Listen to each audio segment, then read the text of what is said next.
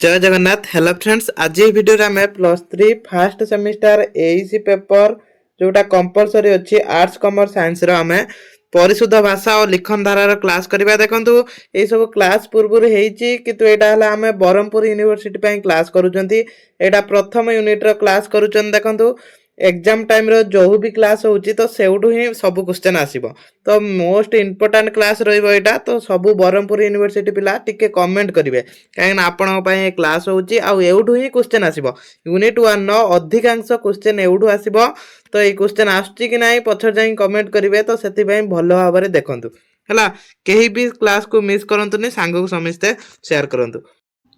प्रथम हमें जानिबा शब्द का कुआ जाय बा शब्दर संज्ञा हला। मनर भाव को संपूर्ण भाव में बुझाउतबा एवं अर्थबोध एक बा एकाधिक वर्ण को शब्द कह जाए। आमे एठी आमे भी लिखि परिबा कोन ना एक बा एकाधिक वर्ण मिलित होई कोनोसी अर्थ प्रकाश करूथले ताको शब्द कहबा। देखंतु काहे के एठी कहिची अर्थ प्रकाश करथुवा दरकार बा अर्थबोधक दरकार एक बा एकाधिक हला। धर एकाधिक शब्द एटा आसन, एटा आसनटा कोन कोनोसी गोटे अर्थ को बुझौची ताने एटा गोटे शब्द हबो।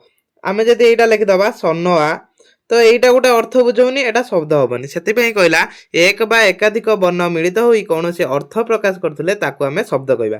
तो डायरेक्ट बुझंतु एग्जाम रे आसीबो एटा लिखिबे अर्थहीन भावहीन वर्ण समष्टि शब्द पदवाच्य नुहे। संक्षेप रे कहले संपूर्ण अर्थबोधक वर्ण बा वर्ण समष्टि होउची शब्द हला। तो एटा आपनकर संज्ञा बा शब्द काहाकू कह जाय पडिने एटा लिखिबे। तापरे शब्दर प्रकार भेद एटा मोस्ट इंपोर्टेंट। शब्दर प्रकार भेद मोस्ट इंपोर्टेंट। सबु क्वेश्चन एठी आसे। कोन कोन शब्द को चारि भाग रे विभक्त करा जायछि सेगुडा कोन कोन तत्सम तद्भव देशज वैदेशिक। तो एई चारिटी बेसी पड़े हला। इंग्रेज वैदेशिक शब्द विषय भितर इंग्रेजी आ जावनिक शब्द एगुडा पड़े। तो आमे पढ़िबा तत्सम शब्द कौन, तद्भव कौन, देशज कौन, वैदेशिक कौन। देखंतु केते इंपोर्टेंट क्लास एटा। सब क्वेश्चन एइटु आसीबो, अधिकांश क्वेश्चन ही एइटु आसीबो। जेहेतु एग्जाम टाइम रे क्लास करचंदी तो जोउठी जोउठी क्वेश्चन आसीबो सेठी सेठी हबो। क्लास बेसी लॉन्ग होउनी, समिस्ते फुल वॉच कर परिबे। तत्सम शब्द का कहै जाय प्रथमे हमें जानिबा तत्सम शब्द। तत्सम शब्द ताने कोन सबुठारु आनंद कथा अनेक संस्कृत शब्द अविकल ओडिया भाषार व्यवहृत। अनेक संस्कृत शब्द अच्छी जो गुड़ा अविकल माने कौनसी भी परिवर्तन न करा कि ताको ओडिया भाषा व्यवहार करा जाउची सेगुड़िक तत्सम शब्द कह जाए है। जो शब्द अविकल भाव में संस्कृत शब्द रु ओडिया भाषा आसिक मिशिची से सब है तत्सम शब्द। तत्समर अर्थ कौन ता सहित समान माने संस्कृत भाषा सहित समान सेगुड़ाक आम तत्सम कहबा। ए तत्सम शब्द किछि सम्मान अर्थमूलक संस्कृत सहित समान ओडिया भाषा परी अन्य भारतीय भाषा ए तत्सम भाषा मान रही। तो एति खाली बुझंतु ना तत्सम शब्द क्या कह जाए ना सबुठारु आनंद कथा एको भी लिखा दरकार नहीं। लिखिबे संस्कृत शब्द रु अविकल भाव में जो शब्द ओडिया शब्द व्यवहृत होउची सेगुड़ाक आमे तत्सम शब्द कहबा। तत्समर अर्थ है ताहा सहित समान तथा अर्थात संस्कृत भाषा सहित समान है। जो भाषा सब संस्कृत भाषा सहित समान ताको आमे तत्सम शब्द कहबा। सिंपल कथा आमे बुझिले। तापरे तद्भव शब्द। तद्भव शब्द कौन संस्कृत रु उद्भव शब्द होची तद्भव शब्द। किछि शब्द कौन होईची ना संस्कृत रु उद्भव होईची संस्कृत रु आसिके आमे ओडिया रे ताकू कौन टिके परिवर्तन करिके व्यवहार करूचंती से सब हैला तद्भव माने तहिरु भव अर्थात संस्कृत भाषा रु से भाषाटी उद्भव हैला। संस्कृत शब्द रु तद्भव शब्द उत्पन्न। तद्भव अर्थ है तहिरु जात शब्द है। तहिरु जात संस्कृत होउची यार मूल उत्स ताने संस्कृत रु से भाषा सब आछि। तो से तद्भव कौन कौन मन रखिथिबे जिमिति घृतरु घिय मर्कटरु मांकड़ होईची से भली नदीरु नई होईची बश्चतरीरु बाछुरी होईची। तो एगुड़ा सब पढ़नेबे हैला। एगुड़ा पढ़नेबे एगुड़ा एक मार्किया भी पड़े। धर पकेदब घृतर तद्भव शब्द लेख एक मार्किया पकेदब। तो एगुड़ा सब पढ़ने थे। तापरे देशज शब्द। देश शब्द कौन एटा देश शब्द खाली एटा आपण बुझी पारथुबे। देश शब्द कौन ना देशरु जात और देशर प्रचलित होइतिबा एगुड़िको देश शब्द कह जाए। आमे लिखिबा कौन ना पचारिबो देश शब्द कहा कह जाए ना जेउ शब्द देशर जात होइची बा आम देशर जनसाधारण द्वारा उद्भव होइची से शब्द को आमे देश शब्द कहबा। तत्सम तद्भव शब्द व्यतीत आउ केतेक शब्द ओडिया शब्द भंडार को समृद्ध करिछि। बहु शब्द बहु अंचल बहु जाति देशरु जात और देश रे प्रचलित थिबा एई शब्द को देश शब्द कह जाय। हला आमे सिंपल कथा कोन बुझिबा आम देशर प्रचलित जो शब्द से सब आम देशर उद्भव होईछि सेगुडा देश शब्द। तो तार केतिके उदाहरण एडी अछि उदाहरण पढनेबे हला। देश शब्द जेमिति तालीम शब्द एक किछि ओडिया शब्द किछि एटा मन रखि देबे। तो ए मलयालम शब्द पढेनी तालीम शब्द पढेनी ओडिया शब्द पढे हला। एठी एठी कोन देछि एठी तार जो परिवर्तन हेके आसे सेटा देछि कोगुडा का एक मारिका बेसी आसे सेगुडा मु कहि दउछि एक मारिका दि मारिका कोडा पडिबो। तापर वैदेशिक शब्द कोन जो शब्द विदेश रु आसी सेगुडा वैदेशिक शब्द। तत्सम तद्भव देशज शब्द व्यतीत आम शब्द भंडार को अनेक वैदेशिक शब्द समृद्ध करिछि। आम देश बहु वर्ष धरी वैदेशिक मानक द्वारा कबलित और शासित थिला। मुसलमान मराठा इंग्रेज मानक द्वारा शासित होइछि।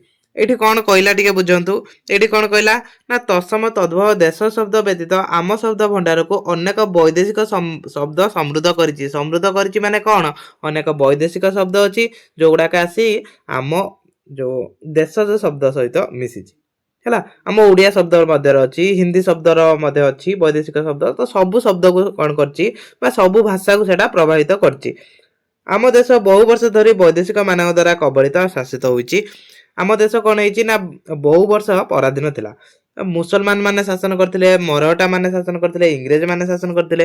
तो समिस्ते कोन करथिले आम भारत को शासन करथिले कि शासन जतर करथुले से निज निज भाषार कथाता करथुले। तो सेठी कोन हेछि तांको देशर जो शब्द आमर कोन हेछि ना प्रभाव पडिछि हला। तार उदाहरण एठी आईना आईना एगुडा सब देखो टिके टिके डिफरेंट एगुडा पढनेबे हला। ओडा पढिबे उदाहरण जो देइछि अरबीय शब्द बेसी करी कि एठी टिके कहि दउछि मन रखंतु दि मारिका एक मारिका कोन पडे ना अरबीय शब्द चारोटी लेख कि दुईटी लेख। तो अरबीय शब्द पढिथिबे। तापरे ए फरासी शब्द बेसी न पढले नाही तीनटी लेखा मन रखंतु। तुर्की शब्द कोन कोन रहउछि एठी जिमि देइछि तुर्की शब्द सेटा तो उडिया जा हेछि ताको छाडंतु तुर्की शब्द मन रखिथिबे हला। तापर पोर्तुगीज शब्द सबुतिरु तीनटी लेखा मन रखंतु बेसी न रखले नाही। आ इंग्लिश शब्द कथा मु कहूनी इंग्लिश शब्द कथा चेयर टेबल बेंच जा भी देखुथिबे सेठी एग्जाम हॉल लिखि देबे हला। तापरे एठी देखंतु एठी शब्द जो चारि प्रकार आमे मोस्ट इंपोर्टेंट टॉपिक जोटा साथ देले आ तादर कोउडा कासियो भी मु कहि दउछि नन फुणी पके दबा कोन पोर्तुगीज शब्द दुईटी लेख कहबे आपण तो कहि नथिले पोर्तुगीज शब्द दुईटी पढिया नै कि। तो सेगुडा सब पढनियतु ई तुर्की शब्द एगुडा पढे। तो समिस्ते पढंतु केही भी एको खामखेल करंतुनी पढंतु। तापरे मात्रागत शुद्धता लिंगर प्रयोजनता माने एठी कोन एठी देखंतु लिंग प्रयोजन कथा पढे। तो एटा टिके पढिबे नारी और पुरुष भेद को लिंग कहंती। विशेष्य पदमानक मध्यरु केतेक पुरुष जातीय प्राणी को और केतेक स्त्री जातीय प्राणी को बुझांती हला। अन्य केतेक विशेषत प्राणी पदवाचक अटंती। तो एठी कोन कहूछि टिके बुझंतु एठी देखंतु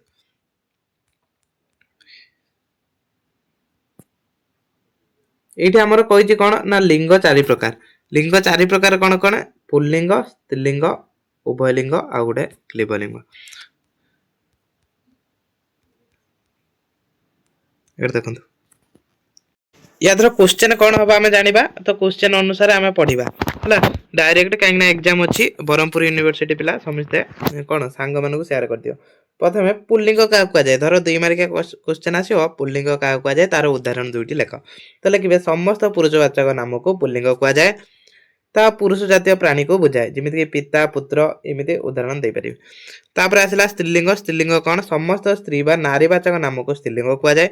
ए देखंतु सिंपल कथा एतिके मन रखिबे एटा प्लस 2 रो भी आपण पढिचंती एठी जेमिति उदाहरण देइछि दे देबे। तापर उभयलिंग बा क्लीबलिंग सेटा कोन स्थल विशेष केतेक प्राणीवाचक शब्द उभय पुरुष और स्त्री सूचना देता है एवं आउ केतेक स्थल रे केतेक पद आदु कोनोसी श्रेणी सूचना दे नता है। ए दुई प्रकार नाम को उभय क्लीबलिंग बोली कहै हला। एटा क्लीबलिंग तार भी उदाहरण अछि लिखि परिबे। एठी देखंतु एगुडा पडे एक मारिका कोन ନା ପଡ଼ିବ ଧର ସରଳ ସରଳର ସ୍ତ୍ରୀଲିଙ୍ଗ ଲେଖ ଏଠି ସରଳା ଲେଖିବେ ସଦସ୍ୟ ତାର ସ୍ତ୍ରୀଲିଙ୍ଗ ସଦସ୍ୟା ତ ଏଗୁଡ଼ା ସବୁ ପଢ଼ିବେ ଏଗୁଡ଼ା ପଡ଼େ ଯେଉଁଗୁଡ଼ା ପଡ଼େ ସେଗୁଡ଼ା ମୁଁ କହିଦେଉଛି ଏଗୁଡ଼ା 1 ମାର୍କିଆ ପଡ଼େ तो क्लास टी को एट रखिबा यूनिट 1 न जतिक भी मोस्ट टॉपिक थिला हम डिस्कशन करदेला मोस्ट टॉपिक तापरे आउ खाली रहिला रूटी हला दुईटी क्लास रा हम यूनिट 1 कवर करबा यूनिट 2 गुटिए क्लास रे कवर करबा यूनिट 3 भी गुटिए क्लास रे यूनिट 4 टा टिके बड़ अछि तो यूनिट 3 हम कोन करबा ना एट देखंतु 75 मार्क आसीबो फर्स्ट सेकंड आ थर्ड यूनिट रो 75 मार्क आसीबो से 75 मार्क को हम कवर कर दबा हला तो समस्त चैनल को सब्सक्राइब कर दियंतु नेक्स्ट क्लास आछी ताको भी क्लास अटेम्प्ट करंतु जय जगन्नाथ।